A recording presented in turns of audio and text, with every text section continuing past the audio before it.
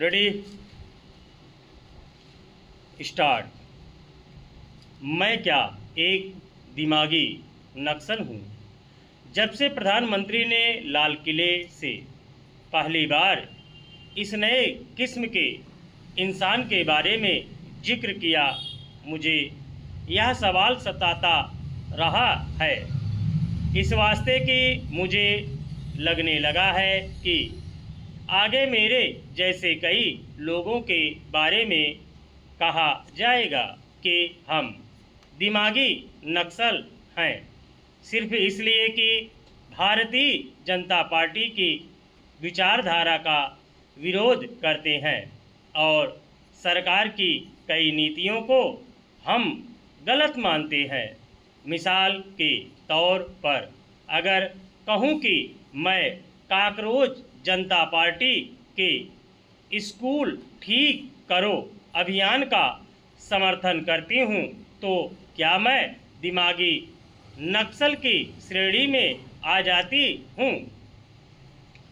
मुझे इस अभियान से बहुत हमदर्दी है, क्योंकि कई सालों से मैं लिखती आई हूँ कि देश में सबसे बड़ा आर्थिक सुधार शिक्षा में क्रांतिकारी बदलाव लाकर होगा। भारत के सरकारी स्कूल इतने रद्दी हैं कि हमको शर्म आनी चाहिए कि इतने वर्षों से देश के सबसे गरीब लाचार बच्चों को पढ़ाई के नाम पर ऐसे स्कूलों में भेजा जाता है जिसको किसी दूसरे देश में स्कूल भी ना माना जाए। जब से यह अभियान शुरू किया है, कॉकरोच जनता पार्टी ने उनके सदस्य रोज सोशल मीडिया पर रील डालते हैं, ऐसे स्कूलों की जो तस्वीरों में बताती है सारी कहानी।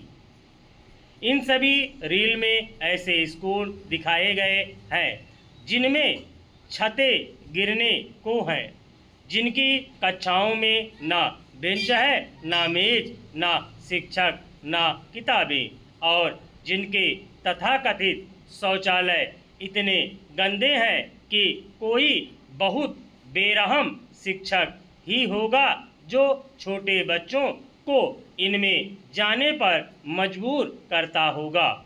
अभियान का समर्थन अब कई लोग करने लगे हैं, तो क्या इन सबको दिमागी नक्सल कहा जाएगा?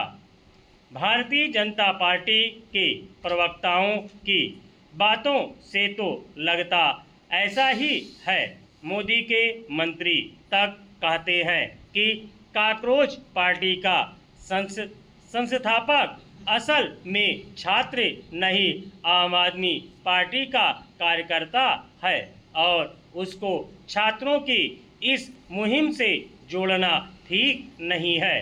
क्यों ठीक नहीं है? शिक्षा का इतना बुरा हाल है अपने इस देश में कि अगर कोई उसको सुधारने के लिए अभियान शुरू करने को तैयार है तो उसको देशभक्त कहना चाहिए, दिमागी नक्सल नहीं।